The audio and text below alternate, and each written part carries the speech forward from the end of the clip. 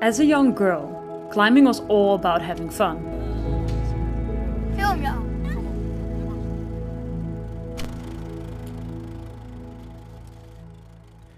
As a young woman, climbing was still about fun, but the definition of fun had slightly changed. Oh, maat. So, 31 hours later.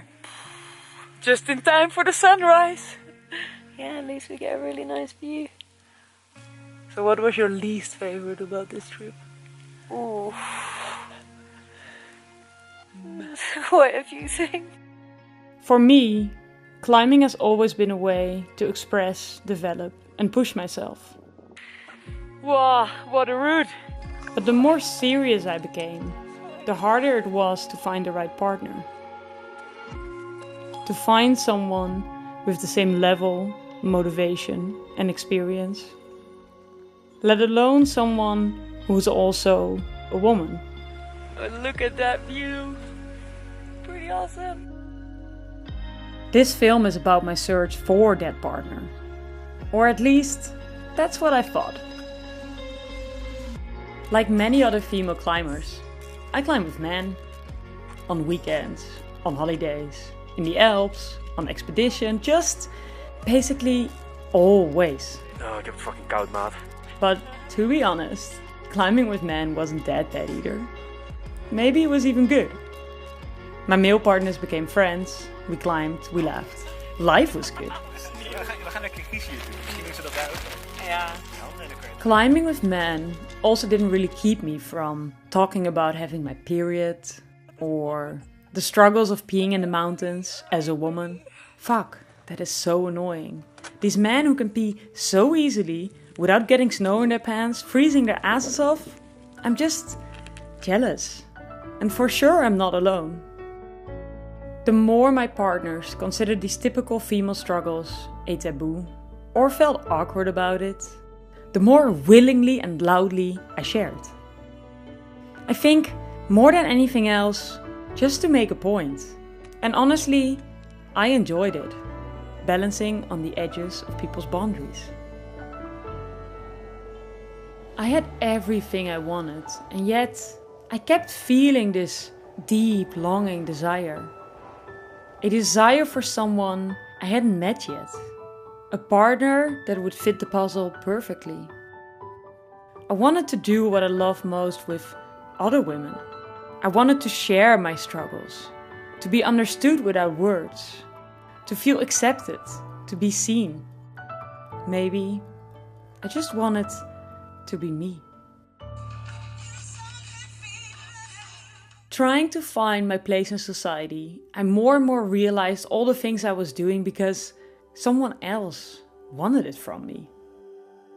Things that society dictates.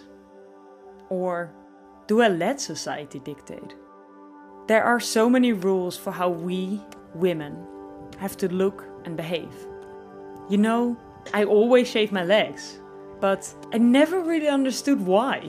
Aren't these hairs super useful in keeping me warm when sleeping on cold north faces in winter? I had all these questions. What did I do for me? And what did I do for others? Climbing with men became different. Or maybe I realized how I was different in the presence of a man.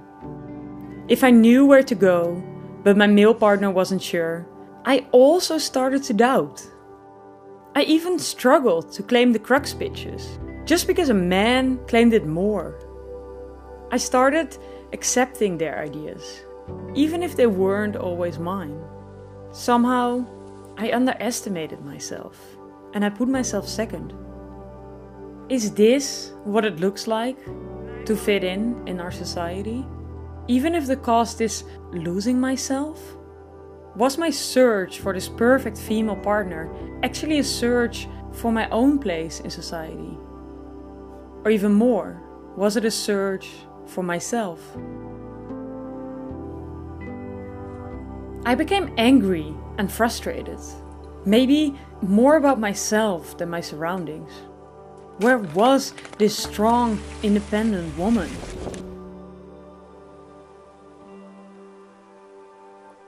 Stop. Stop telling me what to do. Stop telling me what not. Stop telling me whatever you think you know better, only because I'm a woman. Stop assuming I'm not capable. Stop assuming I need your beta. I may, but only if I ask you so. Stop saying it's so inspiring. Stop pretending it's so special. Stop talking. Just stop talking. If only you'd care to listen. Stop taking the lead. Stop making all the choices. Stop climbing my cruxes, only because I don't claim them loudly. Let me be, if you care. Let me climb, if you dare. Because I deserve a sister.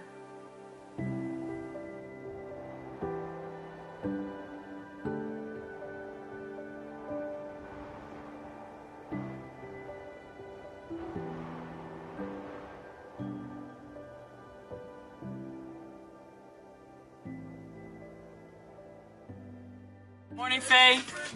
Morning. What time is it? Very early. It's what time is it? It's past midnight. 15 minutes past midnight. And where are we going? We're going on an extraordinary adventure. God.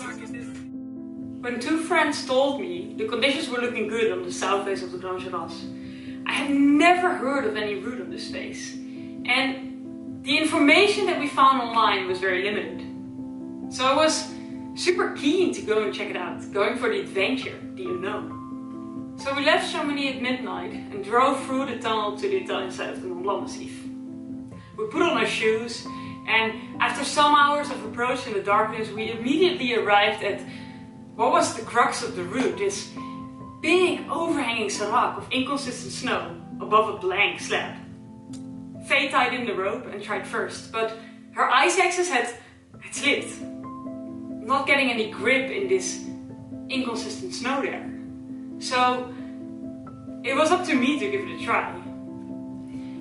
I moved carefully, placing one ice axe after the other, testing them before committing, and balancing my feet on these really tiny edges for my crampons. And then finally, I could put my foot onto what was sort of a footstep in the snow and pull myself to safety. And I was really happy and relieved, but also a little bit scared because this was only the first 50 meters of climbing, and what was going to be next? So we followed the gully of rotten thin ice when the sun came out to heat up the wall and our bodies. And it was this really strange feeling, being here in the heart of winter, but it didn't feel like winter at all. And we continued, we got higher and higher on the route, moving at a steady pace. And then we arrived at this point of no return, in the middle of the wall where you had to do this traverse. And Faye and me, we both knew that we were late, that we were behind schedule because we had lost quite some time at the start. But I looked her in the eyes and I felt it. I knew we are going for the adventure, we are just going for it. So we traversed through the wall and started to climb these endless snowfields.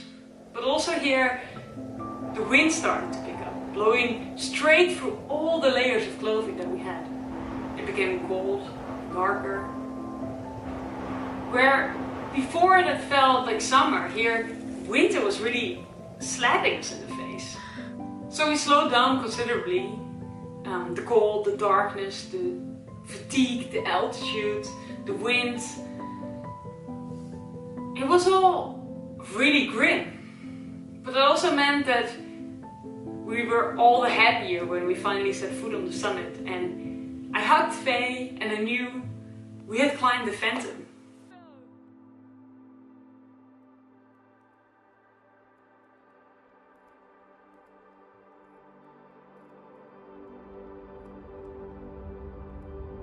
Most people have a certain phantom that blocks them. An idea that something is against them. A thought that prevents them from being happy, from having fun, from living life. Vanilla. And now pistachio. My desire for this perfect partner was my own phantom. It made me blind. But I hadn't been searching in the right direction. Anger is never the solution, not in the crux of the root, nor in life itself. The missing pieces were to be found within me, by changing my own perspective. It was time to spread my wings. There's no one perfect partner to fit the puzzle, but life is a combination of many different pieces. When put together rightly, it can transform you into a butterfly. Hey there, butterfly. What are you doing here? The right partners were already around me. I just had to stop looking to fade the phantom within me and have fun.